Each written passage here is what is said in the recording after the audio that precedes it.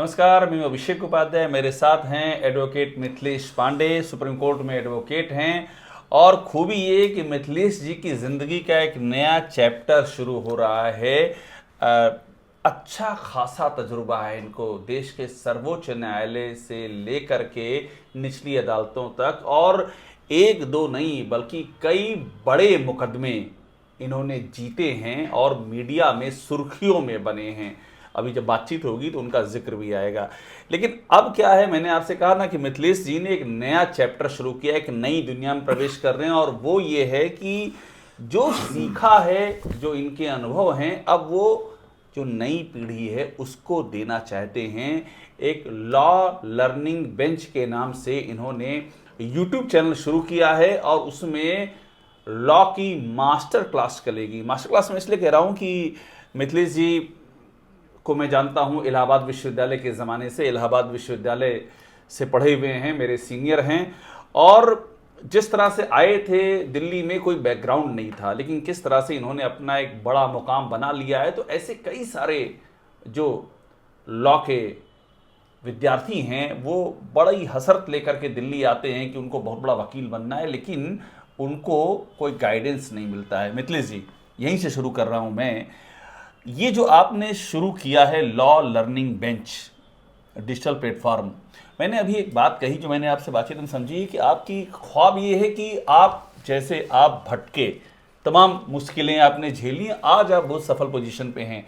वो जो भटकना पड़ता है आम विद्यार्थियों को, लॉ के परीक्षार्थियों को, शोधार्थियों को, वो भटकना ना पड़े, उनको रास्ता दिख जाए कैसे सफल वकील बनना है, कैसे सफल दलील देनी है। क्या आपके जहन में था जब आपने सोचा ये शुरू करना है? अभिषेक जी, सबसे पहले आपको धन्यवाद और आपको नमस्कार भी। आप बहुत बड़े पत्रकार हैं, एबीपी न्यूज़, इंडिया टीवी जैसे बड़े बड़े धरना सेठों, बड़े बड़े चैनलों को आपकी वीरता का लोहा माने हैं। और ऐसा कोई देश में नेता नहीं है जिसको आपने उजागर नहीं किया। तो जितनी बहादुरी से आपने सफलता का मुकाम हासिल किया है उसको मैं सैल्यूट करता हूँ। और मेरा इशू ये है भाई साहब कि मैं जब नया नया यहाँ आया था बिहार से, फिर मैं इलाहाबाद विश्वविद्यालय से मैंने ग्रेजुएशन किया, तो यहाँ आने के बाद लोगों ने कहा कि ऐसा है कि तुम पहले शुरू में प्रैक्टिस करो डिस्ट्रिक्ट कोर्ट से, वहाँ बेसिक सीखो, मतलब जिला अदालत में जाओ, जिला अदालत से, फिर तहसील से, फिर कुछ दिन हाई कोर्ट में करो, कुछ दिन इंटर्नशिप करो, फिर सुप्रीम कोर्ट जाओ। हम बोले भैया मैं 2000 किलोमीटर ट्रेन पर सवार होकर आया हूँ, ऐसा फॉर्मेलिटी पूरी कर मेरी ज़िंदगी ख़त्म हो जाएगी। रहने वाले आप बिहार के हैं? हाँ, बिहार का रहने वाला हूँ, बिहार से। और बिहार के वकीलों की दुर्दशा मैंने देखा। एक तो भाई साहब दिल्ली में आओ तो यहाँ जो बड़े बड़े वकील हैं, वाइट कॉलर वकील जिसको बोलते हैं, जिसको सीनियर है, वो सीनियर डेजिग्नेटेड एडवोकेट को मैंने देखा तो आप डर जाएंगे। वो सुप्रीम कोर्ट में लगालग धकाधक मर्सिडीज और कौन कौन गाड़ी फॉर्च्यूनर होते हैं उतरते हैं, और फिर जब उनके 20-20 सेक्रेटरी होते हैं, सब गोरे चिट्ठे, बढ़िया टाई हुई, सेंट उंट लगा के, उनके साथ जो मेल एडवोकेट हो, फीमेल एडवोकेट हो, सब देखने में लगते हैं कि अरे हीरो है कि हीरोइन नहीं, पता नहीं कौन चल रहा है। और फिर पूरा ट्राली में बैग पर बैग, 20 फाइलें, 20 साइटेशन, बोलना कुछ नहीं होता कोर्टवा में। कोर्ट पे क्या करते हैं कि 2 लाइन के बोलता है my lordship give me some time to file the reply, लेकिन जो पीछे से लारी चलती है ना सीनियर एडवोकेट के साथ, बगल इधर जूनियर, उधर ब्रीफिंग काउंसिल, आर्गुइंग काउंसिल, फलाना ढिकाना, और वो पूरा बैग वोग लेके, लार लश्कर लेके। अब मेरे पास एक पतली फाइल 60 पेज का, तो आदमी तो डर जाएगा। किस सन की बात है ये? आज भी वही हो रहा है। तो मैं सन 2000 की बात बता, सन 2000 में आप आए थे? सन 2000 में सीधे सुप्रीम कोर्ट आए आप? हाँ, तो मैं बोला यार 30,000 में तो लोक अदालत, जिला अदालत, तहसील वसील करने के लिए पटना इलाहाबाद तो ठीक था। तो लोगों ने कहा है कि बेटा अगर तुमको वकालत करनी है तो बम्बई हाई कोर्ट जाओ, वहाँ वकालत के गुर सीखोगे, वहाँ फाइनेंशियल राजधानी है। अब पैसा वैसा कमाना है तो दिल्ली जाओ। दिल्ली में मैं पता किया कि हरीश साल्वे, मुकुल रोहतगी बड़े एडवोकेट हैं, उनकी फीस पता है कितनी है आपको? पर अपेरेंस 20 लाख, 25 लाख, 15 लाख। तो मैंने कैलकुलेट किया कि अगर 25 लाख है, अगर दिन में 10 केस करते होंगे तो 2.5 करोड़। अब मैं रहता हूँ 2.5 लाख के फ्लैट में, जो लोग 2.5 करोड़ कमाते हैं। तो मैंने समर में उतरने का कोशिश किया, मैंने शुरू ही सुप्रीम कोर्ट से किया। अच्छा, आप किसी जिला अदालत या या तहसील आप नहीं गए इन जगहों पर? मैं उन जगहों पे नहीं गया, तो उन जगहों पर नहीं, मैं सीधा सुप्रीम कोर्ट आया। अब सुप्रीम कोर्ट में आने के बाद मेरे को ये जानने में 10 दिन लग गया। मैं एक सीनियर के पास गया सीखने के लिए, ज्वाइन करने के नहीं, मैं इसको वॉच किया क्या करता है। हमारे जानने वाले थे, तब हमको 4 दिन में बोल ही नहीं पाया मैं किस लिए गया हूँ। जब जाऊँ तो बोले पांडे जी 2 मिनट में आया मेंशनिंग करके। अब मेंशनिंग क्या होता है इसको हमको समझ में नहीं। अब मैं सरब से पूछूँ नहीं। फिर आधा घंटा लंच के बाद गया, हम बोले कहाँ है, तो बोला सर लंच के बाद फिर मेंशन करते हैं। तो हम बोले ये बहस कब करते हैं, दिन में मेंशन करते हैं। तो हम बोले मेंशनिंग होता क्या है, तो पता ही चला कोर्ट को बताना होता है कि मेरा एप्लीकेशन फाइल कीजिए, उसका 2 लाख ले लेते हैं। हम बोले बड़ा बढ़िया जगह है यार ये तो, मैंने आर्गूमेंट ना है, मेंशनिंग है करो तो 2-4 लाख रुपया कमा लो। तो बाद में जब हमको पहला क्लाइंट मिला, मैं शॉर्ट बताता हूँ, तो उसने बोला कि आप सुप्रीम कोर्ट में कोई केस किए हैं? तो हम बोले देखो सुप्रीम कोर्ट का इतना लेंदी प्रोसेस है कि छोटे मोटे वकील टिक नहीं पाएंगे, क्योंकि वहाँ जो जातीय विभाजन है समाज में, ब्राह्मण ठाकुर, वो वहाँ भी है। वहाँ जात पे नहीं है, वहाँ एक होता है सीनियर एडवोकेट, फिर होता है एडवोकेट ऑन रिकॉर्ड, और हम लोग एडवोकेट मने हम लोग निचले पैदान पे खड़े हैं। जाति विभाजन देखे हैं तो कास्ट के क्या नाम लें, तो हम केस ही नहीं फाइल कर पाएंगे बिना एडवोकेट ऑन रिकॉर्ड का। तो मैं से यार अब मैं सोचता हूँ कि मेरी उम्र 50-60 हो गया, अब कब सीनियर होंगे। तो सीनियर भी मैं नहीं हूँ, आपका 70 नहीं अब 90 साल के हो जाए सीनियर, सुप्रीम कोर्ट में आपको सीनियर नहीं माना जाएगा। तो उसके लिए आपके नाम से रिपोर्टेड जजमेंट चाहिए। रिपोर्ट जजमेंट कौन देगा? आपके कोई अंकल ताऊ कोई बड़े बड़े जज जाने वाले हो तो रिपोर्ट जजमेंट मिलेगा। उसके बाद 5-6 कुछ जजों को रिकमेंडेशन चाहिए, तो हमको कोई जज जानता ही नहीं तो रिकमेंड कौन करेगा। नोटरी तो बैठा नहीं हुआ है कि 10 रुपया देकर ठप्पा मरवा लिए, तो रिकमेंड सीनियर एडवोकेट करेंगे नहीं, जज करेंगे नहीं, कोई इंटरेक्शन ही नहीं है। और जहाँ तक न्याय की बात है, तो मेरा पहला क्लाइंट मिला, बोला सर ये तो न्याय का मंदिर है, आप केस जितवा देंगे। तो हम बोले कभी गए हो हनुमान मंदिर में? जाने से मनवांछित फल मिलता है? मंदिर में किसी को मिलता होता मंदिर जाने से, तो मंदिर में भिखमंगा दिन भर वहीं बैठा रहता है भगवान के पास, पुजारी वहीं बैठा रहता, उसको क्यों नहीं मिलता है? हम बोले बेटा न्याय के मंदिर में मांगने से नहीं मिलेगा, यहाँ लड़ना पड़ता है। केस में लड़ूंगा तब न्याय मिलेगा, मांगने से नहीं मिलता है। मांगने से तो गाय दूध नहीं देती है, गाय को भी दूहना पड़ता है, चाहे जितना क्या कर तो उसको दूहोगे नहीं। तो यहाँ न्याय को दूहना पड़ेगा, उसके लिए किताब पढ़ना पड़ेगा, फीस उस दो। तो इस तरह से मैंने सुप्रीम कोर्ट से अपनी ज़िंदगी की शुरुआत की, और मैं बड़े बड़े सीनियर एडवोकेट के सामने भी लड़ा हूँ।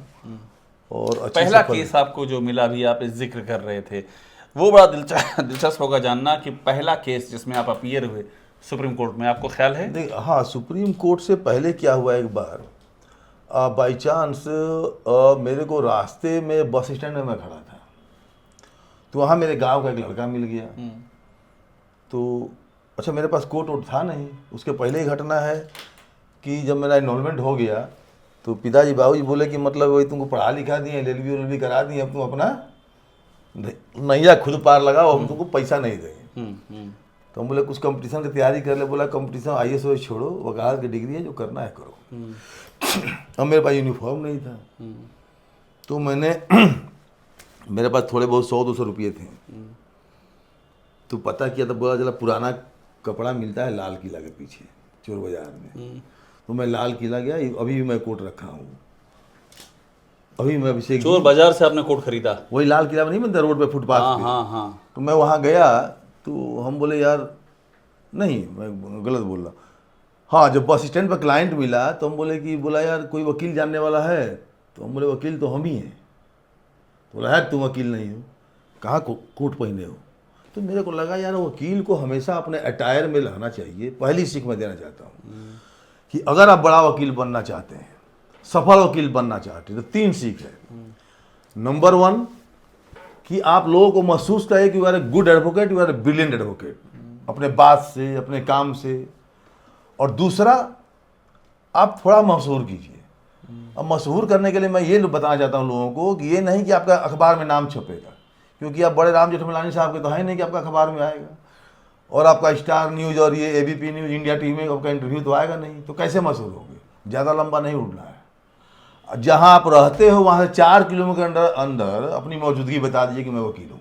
जहाँ आप रहते हैं जहां भी रहते हैं 4 किलोमीटर में लोग आपको जान जाएंगे 4 आप वकील किलोमीटर में हैं। लोग जान जाए, आपको थाना जान जाए जो 2-3 किलोमीटर 4 किलोमीटर होगा, तहसील जान जाए, आसपास के पड़ोसी जान जाए, और 4 किलोमीटर मतलब मशहूर हो गए तो 4 किलोमीटर किस दिन 4000 किलोमीटर में बदल जाएगा ये आपको भी नहीं पता। बड़ा गजब फार्मूला है तो। हाँ, मतलब 4 किलोमीटर ही बड़ा वकील बनने का रास्ता है, अब पहली 4 सीढ़ी है। 4 किलोमीटर में अगर आपने नाम कमा लिया तो आप हिंदुस्तान के बड़े वकील बनते रहेंगे। आप बताइए जो मिलता है, बड़ा आप वकील कहीं बनने- चाय पी रहे हैं रेस्टोरेंट में तो मैं आपकी बात से मुझे जर्नलिज्म की हेडलाइन याद आ रही है, बड़ा वकील बनने का 4 किलोमीटर फार्मूला। 4 kilometre formula. अगर आपको 4 किलोमीटर लोग जान गए तो कल आपको सब जान जाएंगे। ये विस्पर है, ये मुहा मुही सब जान जाएंगे। तो पहला कि आप वकील दिखिए। दिखने का मतलब नहीं हमेशा कोट पैंट पहन के घूमिए, लेकिन हमेशा स्मार्ट बन के एटलीस्ट वाइट शर्ट में तो रहिए ही। बैंड तो आप नहीं लगा सकते हैं, लेकिन लगे कि आप वकील हैं, ठीक है, क्योंकि आपको मर्सिडीज है नहीं, छोटे वकील हैं, कार है नहीं, आपको बस में चलना है, ऑटो में चलना है, आप पसीना पूछते हुए जाएंगे तो सारा जज वो बोलेगा ये क्या आया है यार, वो लिख देगा हर्ड एंड डिसमिस, बोलिए नहीं पाएंगे, बिना बोलने लिख देगा हर्ड एंड डिसमिस पहले ही, बिना सुनी हर्ड एंड हाँ। डिसमिस। अच्छा, दूसरा कि अंग्रेजी बोलना है, हाँ, तो मैं सफलता का सूत्र, पहला आप वकील जैसे देखिए। दूसरा, आपको कम से कम जहां भी रहते हो वहां के लोग आपको रिकॉग्नाइज करें कि यू आर एन तो आपने एडवोकेट। बता दिया 4 किलोमीटर का हाँ। दायरा है। 2 चीज। और तीसरा काम ये कीजिए कि आप नॉलेज से ज़्यादा जरूरी है क्लाइंट। आपको आईपीसी, भारतीय न्याय संहिता, भारतीय साक्ष्य संहिता और पूरा आपको संविधान याद रहेगा तो आप भूखे मर जाएंगे। क्लाइंट नहीं रहेगा तो किसको योग्यता दिखाएंगे? तो पढ़ो बाद में, पहले क्लाइंट लाओ। मतलब कानून याद करेंगे तो भूखे मरेंगे आप। नहीं, कानून याद करते किसके लिए लड़ेंगे? फीस कौन देगा? पहले क्लाइंट। पहले क्लाइंट। तो क्लाइंट कहाँ मिलेगा? I will tell you from where you can get a good client. Art of advocacy से ज़्यादा बढ़िया चीज़ है कि how to get the client and how to handle the client and how to satisfy the client. इसके लिए क्या करना पड़ेगा, क्लाइंट कहाँ मिलेगा ये मैं आपको बताऊंगा आगे। ये बड़ा रोचक है, क्लाइंट कहाँ मिलेगा। हाँ, जब क्लाइंट ही नहीं सबके है, जहन में यही रहता है, क्लाइंट कहाँ मिलेगा। और लोग क्या सोचते हैं कि यार ये जमानत किस दफा में होती है, बेल आर्गुमेंट कैसे होता है? अबे आर्गुमेंट सीख गए, साला क्लाइंट वे नहीं है तो किसको आर्गुमेंट करोगे? भगवान को। तो पहले क्लाइंट जरूरी है। हाँ। क्लाइंट मिलने के बाद आप मशहूर हो गए, क्लाइंट मिल गया। अब क्लाइंट को जिताना है। क्लाइंट आपके लिए क्या है? भगवान है। वकील का मैं बताऊं कि जब शुरू में वकालत करते एक केस था, क्लाइंट आए तो लौट जाए, एक ही केस था, दूसरा क्लाइंट आया ही नहीं। तो मैं बोला इसका है, तो बोलते उसको लगा कि मेरे पास ब्रीफिंग नहीं है, तो मैं राती फाइल खरीद के और रख दिया टेबल पर। जो फाइल वकील फेंकते थे ना, हम उसे हमको दान दे दीजिए गुरुजी प्रणाम। तो काहे के लिए? मतलब रखे तो लोग सोचेंगे मेरे पास और भी केस है यार। अब पीठ के पीछे वो चाहिए, किताबों का रैक। अब किताबें नहीं तो मांग, अब ना कंप्यूटर आ गया है, तो हम ईंटे को बाइंडिंग करा के 10-12 ईंटा को मोटा मोटा उसी को रख दिए, ठीक है ना, कवर लगा के। सारे फार्मूले इलाहाबादी आपके रहे। इलाहाबादी, क्योंकि उसके बाद मैंने बोला, मैंने प्रण किया कि हर क्लाइंट मेरा भगवान है और उसकी फाइल मेरे लिए, every file like a baby for me. I have to treat the file, I have to care that very file. अब क्लाइंट को जिताने के लिए ये मेरा दिमाग का उपज था कि मैं वकीलों को, जो नौजवान वकील मेरे अगर प्रैक्टिस करना चाहते हैं तो उनको केस जीतने के लिए सिर्फ 3 चीज़ सीख लें, केस जीत जाएंगे। पहला, आपको केस का फैक्ट मालूम होना चाहिए कि फैक्चुअल पोजीशन क्या है, एक्चुअल में है क्या। कि कोर्ट को आप बहुत देर तक, ये बड़े वकील कर देते हैं, मिसलीड नहीं कर सकते हैं। बड़े वकील क्या करते हैं, कन्विंस नहीं कर पाते हैं कोर्ट को, तो कन्फ्यूज कर देते हैं, क्योंकि उनका इंटरप्रिटेशन की क्षमता ज़्यादा होती है। हम लोग तो सोचते हैं हिंदी में बोलना है, अंग्रेजी में, तो ट्रांसलेशन में 1.5-2 मिनट लगता है दिमाग में, ठीक है ना। तो सोचो हिंदी में बोलो अंग्रेजी में, तो it will take some time. Translation period जो माइंड में होता है फ्रैक्शन ऑफ सेकंड लगता है। तो हमें क्या करना चाहिए? फैक्ट पर ध्यान चाहिए। फैक्ट क्या है, दूसरा एक्ट क्या है, उस पर कानून क्या बोलता है, और फैक्ट और एक्ट को कैसे घालमेल करना है उसका टैक्ट आना चाहिए। तो फैक्ट, एक्ट और टैक्ट। तो मेहनत आपको करना है फैक्ट पर और एक्ट पर। और अगर आप स्ट्रीट फाइटिंग किए हैं, गलियों में घूमे हैं, रोडों पर संघर्ष किए हैं, टैक्ट तो आ ही जाता है।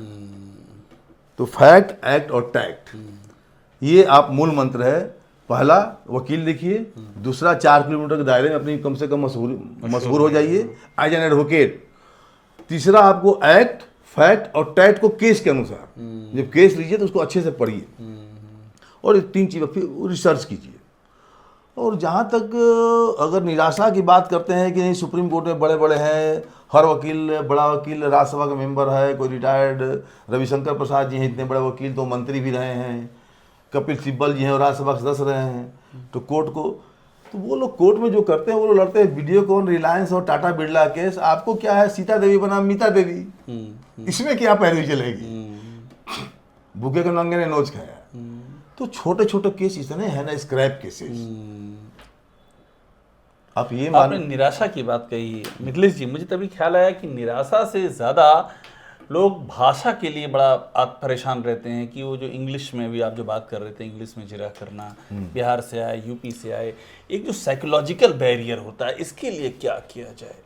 देखिए, जब मैं शुरू में गया तो मैं फाइलों पे चिन्ह लगा रहा था ये पढ़ना है और मैं बढ़िया पढ़ लेगा, अब बढ़िया अंग्रेजी बोल लूँगा। और कोर्ट ये बात समझ रही थी, तो बोली पांडे फाइल नीचे रख के बोलो।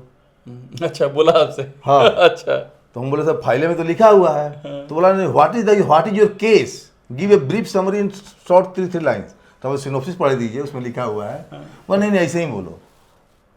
तो हम बोले कि ऐसे ही बोले यार, हम तो इस पर निशान सा लगा के आए हैं, तो हमको कुछ टाइम दीजिए, एडजर्नमेंट दीजिए। बोला no adjournment allowed, I will impose a cost minimum 5 digit. हम जोड़े, इकाई, दहाई, सैकड़ा, हज़ार, 10,000, मुझसे इतना तो पैसे नहीं है, चलो आर्गू करो, क्यों कॉस्ट लगाना है। तो मैंने आर्गूमेंट किया और जज साहब भी हमारे बिहार यूपी के ही थे। तो वो बोले कि सुप्रीम कोर्ट, में हिंदी में बोला तो बोले सुप्रीम कोर्ट रूल में है कि आप सुप्रीम कोर्ट में कई तमिल जज भी होते हैं, बंगाली जज भी होते हैं, तो वहाँ का लैंग्वेज जो है वो इंग्लिश है। ये एक्ट है, ये रूल है, ये आप इसको वॉलेट नहीं कर सकते। सुप्रीम कोर्ट में एटलीस्ट आपको इंग्लिश ही बोलना है। हम बोले सर आप तो मतलब बिहार यूपी के, आप तो हिंदी समझ रहे हैं ना, और ऑफिशियल ट्रांसलेटर मिलता है भाषा अनुवाद विभाग से, उसको गवर्नमेंट ऑफ इंडिया पेमेंट दे रही है, उसकी सहायता लीजिए। खैर मैं अंग्रेजी में बोला, इंग्लिश में पढ़ा हूँ सेंटेंस, क्योंकि आई कैन अच्छे से मैं अंग्रेजी बोल सकता हूँ, बट मैं हिंदी में भी इसलिए समझा रहा हूँ ताकि आम लोग समझ पाएँ। और भाषा का बैरियर तो है, तो वैसे में वकीलों को मेरी ये सलाह है कि आप भाषा का बैरियर छोड़ दीजिए। मैक्सिमम आपसे ग्रामेटिकल मिस्टेक होगा, आप ग्रामेटिकल मिस्टेक के भाव से बोलिए, आपके भाव प्रकट हो जाने चाहिए कोर्ट के सामने। मतलब कोर्ट इतनी न्यूआंसेस में ध्यान नहीं देती है कि आपने टेंस क्या लगाया और उसमें वर्ब है, एडजेक्टिव है, ये सब वहाँ पर कुछ नहीं। आप जज को मान लीजिए कि आपके बाबूजी हैं, हिस्सा नहीं देना, प्रॉपर्टी में हिस्सा लेना है, नहीं समझे, दूसरे भाई को दे रहे हैं, खूब आर्गूमेंट कीजिए इज्जत के साथ। जैसे आप अपने माँ बाप का डिसरिस्पेक्ट नहीं कर सकते हैं, रिस्पेक्ट ही करना है, तो अब जज साहब खूब रिस्पेक्ट के साथ पूरा आर्गूमेंट किए, लड़ना पड़ता है कोर्ट में। कोर्ट में न्याय मिलता नहीं है। एक जज ने बोला कि सर हमसे बोला आर्गूमेंट में कि आपका प्रेयर क्या है, तो बोला आपको प्रेयर बताना पड़ेगा तो क्या फायदा है, ग्राउंड आपको बताएं, आप तो पढ़ के आए होंगे, ग्राउंड प्रेयर तो सब लिखा हुआ है, आपको पता है क्या है। केस के दोनों तरफ 2 वकील खड़े हैं, एक पक्ष में विपक्ष में, तो जज को पता है कि हमको पता है कि मैं जीतूंगा, उसको पता है कि वो जीतेगा, लेकिन हमको दोनों साइड के वकील को पता है कि असली न्याय क्या है, जज को नहीं पता है। हम कह रहे हैं बेल दे दो, पुलिस कह रहा है बेल मत दो, पुलिस को भी पता है कि बेल मिलना चाहिए कि नहीं, हमको, जज को नहीं मालूम है, हमसे बड़ा विद्वान आदमी है, लेकिन जज हम क्यों डिपेंडेंट है, क्या चाहता है कि हम मेहनत करके जाएं, हमको समझाएं, क्योंकि हम फीस लिए हैं, वो क्यों मेहनत करें। तो ये सब फलसफा है जिंदगी का अभिषेक जी। और जो वकालत है ना, बहुत शानदार नोबल प्रोफेशन है, अनलिमिटेड पैसा है। देखिए डॉक्टरी कीजिए तो फीस, आप किसी को सुने कोई डॉक्टर 1 लाख रुपया लेता है एक बार फीस देखने का। एक बात मुझे आप आखिर में बता दें, क्योंकि अलग अलग पहलुओं पे हम लोग आगे भी बात करेंगे। मिथिलेश जी, मुझे एक बात ये बताइए कि फिल्म की ओपनिंग तो आपने बताई कि आप कितना हम्बल बिगनिंग आपकी थी, शुरुआत कितनी कठिन थी और क्या क्या झेलना पड़ा।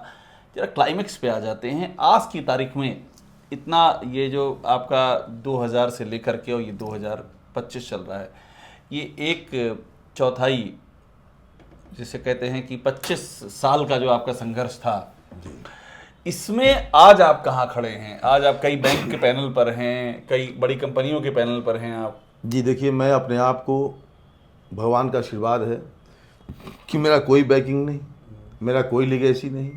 तो मैं ये मानता हूँ कि बिना बैकिंग का, बिना लिगेसी का, बिना किसी पैरवी का भी आप सुप्रीम कोर्ट, हाई कोर्ट में एक सफल वकील बन सकते हैं। हाँ, आप सीनियर नहीं बनेंगे, सीनियर बनने के लिए तो आपको चाहिए पैरवी, वो रिकमेंडेशन चाहिए, बट आप एक सफल वकील पैसे के मामले में, न्याय के मामले में, एथिक्स के मामले में बन सकते हैं। बिना किसी पैरवी का मैं महाराष्ट्र गवर्नमेंट का काउंसिल हूँ, बिना किसी पैरवी का ऑलमोस्ट सारे फाइनेंशियल इंस्टीट्यूशन का मैं काउंसिल हूँ, जितने भी बैंक हैं और जितने हैं। इवन कि मैं यूके में जो बैंक है, लंदन में, कैलिफोर्निया में, उनका मैं किया हूँ। मैं British High Court Queen's Division Bench के केसेस मैंने हैंडल किए हैं। फॉरेन डिग्री का मैंने एजुकेशन किया है। जो मनी केस किया है मैंने, बड़े बड़े मनी लॉन्ड्रिंग केसेस किए हैं। और आज स्थिति ये है कि मेरे पास कम से कम, मेरे दिल्ली ऑफिस में 25 लोग काम करते हैं, मेरे बॉम्बे ऑफिस में 8 एडवोकेट हैं, मेरे बेंगलोर ऑफिस में 3 एडवोकेट हैं। मैंने एक बुटीक लॉ फर्म बनाया है। अब लॉ फर्म में तो मेरा क्या ध्यान था कि इतने स्क्रैप केसेस, मैं ये मान के चलता था आप छोटे केसों की बात हाँ, कर रहे हैं। कि जैसे कि बड़े एडवोकेट है जिनका नाम लेना ठीक नहीं है उस कैमरे पे, वो एक केस का लोग आते हैं सीनियर एडवोकेट कर दो। अब बताइए, ए ने बी को चाकू मार दिया है 300 रुपये के लिए, तो कहाँ सीनियर एडवोकेट करेगा? 300 रुपये का झगड़ा है। लेकिन ये वो 20,000 25,000 लोग देते हैं, तो 25,000 वाले अगर मेरे पास 100 केस हैं तो मेरा टर्नओवर हो गया ना। 25,000 में 100 का गुणा कर दिए तो 30 से 40 लाख का मेरा टर्नओवर है। तो स्क्रैप में करोड़ों कमाया। आप करोड़ों रुपया आपने कमा कुछ सकते बड़े हैं। चर्चित केस भी किए हैं। आखिर में मिथिलेश, जिस पे बात कर ले, जैसे मुझे याद है राज ठाकरे वाला केस भी आपने किया था। राज ठाकरे की जो पार्टी की मान्यता का इशू था, वो राज ठाकरे को मैंने बिलेबल वारंट निकलवाया दिल्ली हाई कोर्ट से, नॉन बिलेबल वारंट निकाला दिल्ली हाई कोर्ट से। राज ठाकरे की पार्टी की मान्यता खत्म करने के लिए केस मेरा लगभग फाइनल पे आ गया, और वो मान्यता रद्द होने वाली थी क्योंकि परसेंटेज ऑफ वोटिंग उनका कम था, रिप्रेजेंटेशन नहीं था। उन्होंने मॉडल कोड ऑफ कंडक्ट, जो आजकल मिसयूज होता है, बार बार लोग वायलेट करते हैं और फिर वार्निंग देकर छोड़ देता है। हल्का सा बताऊं कि आप अगर गूगल में टाइप करेंगे मिथिलेश कुमार पांडे और राज ठाकरे, इतना टाइप करते ही आपके पास पूरा डिटेल आ जाएगा। चूंकि मैं सालों से जानता हूं मिथिलेश जी को, और ये केस हम लोगों ने फॉलो किया है, जर्नलिस्ट फॉलो किया है। राज ठाकरे के अलावा भी मिथिलेश जी कई सारे आपने पब्लिक इंटरेस्ट के जी मैंने बिहार को स्पेशल स्टेटस के लिए बड़ा चर्चित रहा था वो भी। हाँ, बिहार को स्पेशल स्टेटस देने के लिए जज ने हमारा आर्गुमेंट बहुत ही ध्यान से सुना, लेकिन हमको बिहार गवर्नमेंट से एक्चुअली कोऑपरेशन नहीं मिला। और गवर्नमेंट कोऑपरेशन मिलता तो हाँ, कोर्ट मूड में था सुनने के लिए, कोर्ट ने सुना भी। उसके बाद हमने शेड्यूल SC/ST के हक के लिए लड़ाई लड़ी, free of cost pro bono. मेरा इंडियन एक्सप्रेस में पूरे 2 पेज का पूरा आर्टिकल छपा है कि शेड्यूल कास्ट, शेड्यूल ट्राइब के हकों की लड़ाई मैंने लड़ा फ्री ऑफ कॉस्ट। बाबा भीमराव अम्बेडकर, जिसको आपने कवर किए थे इंडिया टीवी में, उनके बाबा भीमराव अम्बेडकर साहब के वस्त्रों को कैसे सुरक्षित किया है, उसका मैंने केस डायरेक्शन दिलवाया था। और ये जो केजरीवाल है, हाँ, उन्होंने दिल्ली गवर्नमेंट ने एक एफिडेविट फाइल किया था हाई कोर्ट में कि बिजली कंपनियों का मोनोपोली हम खत्म कर देंगे इतने साल के अंदर। वो आज तक नहीं हुआ है। उसके खिलाफ मैं हाई कोर्ट में गया, अभी भी मोनोपोली है। और आपने एक और, मैं आपको देखिए, आपके केस मुझे भी याद है, वो मैंने ताज मानसिंह बड़े बड़े 5 स्टार होटल हैं, उन पर भी आपने एक केस किया था। वो मैं गया था ताज मानसिंह होटल में चाय पीने, तो कुछ बिल दिया, तो बिल मेरे को ज़्यादा लगा। तो बोले भाई इतना पैसा क्यों? तो बोला ये 5 स्टार होटल है। तो बोले अच्छा, किसकी ज़मीन है? तो बोला आपसे मतलब। तो मैंने फिर रिसर्च किया, पता चला जमीन NDMC की, ताज पैलेस होटल NDMC का, जमीन DDA का, और बिल्डिंग भी सरकार की, और चला रहा है टाटा। फिर मैंने देखा ताज मानसिंह होटल, सरकार की जमीन, सरकार का चला रहा है वो। मैंने एक पिटीशन फाइल किया कि फिर हम ही चला लें, इससे ज़्यादा किराया तो मैं दूंगा। कोर्ट में पूछा आर यू होटेलियर? तो बोला I am not hotelier but I can find out some big operator. फिर उसका ऑक्शन कराया मैंने, ताज मानसिंह ऑक्शन हो गया। ऑक्शन हुआ, हाँ, गवर्नमेंट का रेवेन्यू मिला। ताज मानसिंह होटल मैंने ऑक्शन कराया। हेट स्पीच में मैंने कोर्ट का ऑर्डर कराया। लॉ कमीशन को मैंने कई डायरेक्शन दिलवाए हैं। फिर ये फ्रीबी में मैंने केस किया। फिर लोग जो चुनाव में वादे करते हैं, जिसको बोलते हैं आप लोग घोषणा पत्र, पहले इसको बोला जाता था, उसको क्या बोलते थे पहले, जो चुनाव में वादा करता है, निकालते हैं, क्या बोलते हैं उसको लीगल डॉक्यूमेंट बनाने के लिए मैंने केस किया। कि जो जनता पार्टी, भारतीय जनता पार्टी कांग्रेस जो वादा करती है, अगर वो वादे से मुकरती है तो उसको चीटिंग माना जाए। कि पब्लिक ने ये सोच के वोट दिया। संकल्प पत्र जारी करते हैं। हाँ, संकल्प पत्र, घोषणा, मैनिफेस्टो को लीगल बाइंडिंग डॉक्यूमेंट बनाने के लिए मैंने केस किया, उसमें भी अच्छा ऑर्डर हुआ। प्री पोस्ट अलायंस और पोस्ट अलायंस में मैंने किया, प्री अलायंस, पोस्ट अलायंस। तो मैंने बहुत ही पब्लिक और सारे केस में मैं हमारे कोर्ट ने सुना है, बहुत अच्छा ऑर्डर पास किया। तो ये आपको ये जो पूरी कथा थी मिथिलेश पांडे जी की, देखिए इसका एक पर्पज है। पर्पज ये है कि ये कहानी जाके कनेक्ट होती है, उनसे कनेक्ट होती है जिनको उस जगह पर आना है या जो आ गए हैं और परेशान हैं। उन वकीलों के लिए, वो जो नए वकील हैं, उनको जो प्रैक्टिकल जानकारी, किताबों की जानकारी तो भरी पड़ी, लेकिन जो प्रैक्टिकल जानकारी देने वाला कौन है, प्रैक्टिकल अपने अनुभव से राह बताने वाला कौन है, ये काम करने जा रहे हैं मिथिलेश पांडे जी। इनका जो यूट्यूब चैनल है लॉ लर्निंग बेंच है, उसको आप ज़रूर देखिए, लाइक कीजिए, उसको सब्सक्राइब कीजिए, उसके साथ जुड़िए। और ये बात मैं इसलिए कह रहा हूँ क्योंकि प्रैक्टिकल नॉलेज मिलेगी और वो बेशकीमती होगी, खासतौर पे उन वकीलों के लिए जो छोटे छोटे शहरों से बड़ा बड़ा सपना लेकर के दिल्ली आते हैं। इसमें मैंने एक और काम किया है, ये जो लॉ लर्निंग बेंच है, तो मेरे स्वभाव को देख के सुप्रीम कोर्ट के कई मशहूर जजों ने, उनका नाम सामने आएगा, हमसे वादा किया है कि वो छोटे जो बिहार से, छपरा से, बलिया से, पटना से, पंजाब के छोटे गांव से, मोगा से आते हैं, उनको सुप्रीम कोर्ट के जज बताएंगे कोर्ट क्या सुनना चाहता है। ये बड़ी बात है कि सुप्रीम कोर्ट के जज आपको गाइड करेंगे, जो रिटायर्ड जज हैं, रिटायर्ड जज, हाँ, किस तरह से कोर्ट में पैरवी करें, किस तरह से आर्गूमेंट करें और क्या मूल भाव होना चाहिए, ये वो बताएंगे जो सुप्रीम कोर्ट के जज रह चुके हैं और रिटायर हो गए। उन सबसे बात हो गई है, उनसे बात हो गई है और वो पूरा समय देंगे। और एडवोकेट को कैसे प्रैक्टिस करना है, कैसे क्लाइंट हैंडलिंग करना है, कोर्ट किसी को पता नहीं कोर्ट क्या सुनती है। एक और मैं सलाह दे दूं, चौथा सलाह, अपने छोटे जो हमारे भाई हैं, क्योंकि मैं तो भाई साहब बस में भी चलता था तो बस का भाड़ा नहीं होता था, तो 2 स्टॉप चल के उतर जाता था, फिर कुछ देर पैदल, फिर बस में चढ़ जाता था। और आज मैं 30-35 एडवोकेटों को मैं अच्छी सैलरी देता हूँ और उनको छोटा भाई जैसा समझता हूँ। इंटरव्यू में बोलते हैं कि सर क्या क्या काम है, हम बोलते तुम बेटा कोई एम्प्लॉई नहीं हो, तुम हमारे भाई जैसे हो और काम करो, पैसा लो, पैसा लेके बांटने में कोई है नहीं। और 30-35 वकील मेरे लॉ फर्म में, और उनको मैं बहुत ही प्यार से, मैं तो चल रहा था बस से, मैंने उनको गाड़ी पे चलने की सुविधा दी है, उनका मैं इंश्योरेंस रहता हूँ। आपकी चौथी सलाह? हाँ, चौथी सलाह यही है कि बहुत ही मेहनत से तो काम करना चाहिए, डेडिकेशन से। और मेरा मेन सलाह ये है कि कभी निराश नहीं होना चाहिए, कभी डरना नहीं चाहिए। हाँ, मतलब आपका मोरल जो है वो हमेशा अप रहना चाहिए। आपके बगल में कितना भी बड़ा एडवोकेट खड़ा हो, मैं सोच रहा था कि बड़े बड़े सीनियर जिनका पेज 3 पे फोटो आता है, इंटरव्यू आता है, जो राज्यसभा के मेंबर हैं, मंत्री भी रह चुके हैं, उनके बगल में खड़ा होता हूँ तो मैं लगता हूँ कि इसकी डिग्री मेरी डिग्री बराबर है, ये भी LLB, मैं भी LLB, ये भी LLM, मैं भी LLM। तो किस बात में आगे, थोड़ा पैसा कमा लिया है, वो तो हम नहीं कमा लेंगे 10 दिन में। मतलब आप कह रहे हैं कि मानसिक जो है अपनी सर्वोच्चता वो कायम रखनी चाहिए। बिल्कुल बिल्कुल, बहुत बहुत विल धन्यवाद पावर तगड़ा रखना चाहिए। मिथिलेश जी, बहुत शुक्रिया, बहुत बहुत धन्यवाद। आपने शेयर किया अपना अनुभव, और अभी बहुत सारे अनुभव शेयर करने, पूरी अनुभव की गंगा है यहाँ पर। और आप तो इलाहाबाद विश्वविद्यालय से पढ़े हुए हैं, तो गंगा यमुना और साथ में मैं इलाहाबाद विश्वविद्यालय में पढ़ा हूँ, गंगा यमुना और साथ में सरस्वती भी है, क्योंकि मैं बिहार भी रहा हूँ, इलाहाबाद भी रहा हूँ, पंजाब में भी पढ़ा हूँ। तो एक ये भी है कि मेरे को एक वकील को ये भी है कि उसका बैकग्राउंड हो या ना हो, लेकिन पढ़ाई का बैकग्राउंड ठीक। अगर वो हाई स्कूल इंटर में ठीक ठाक पढ़ा है तो कमाल का वकालत करेगा वो।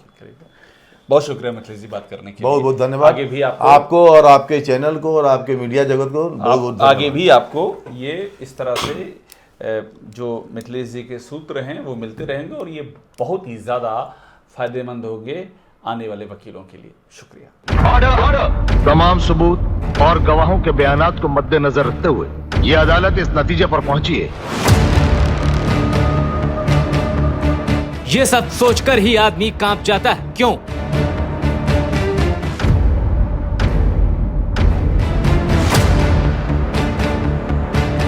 आपके पल्ले नहीं पड़ती इनकी जटिलताएं। क्यों?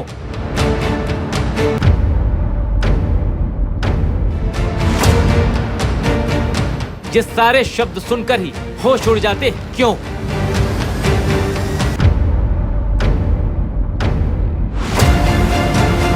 आम आदमी को यह सब समझ में नहीं आता। क्यों?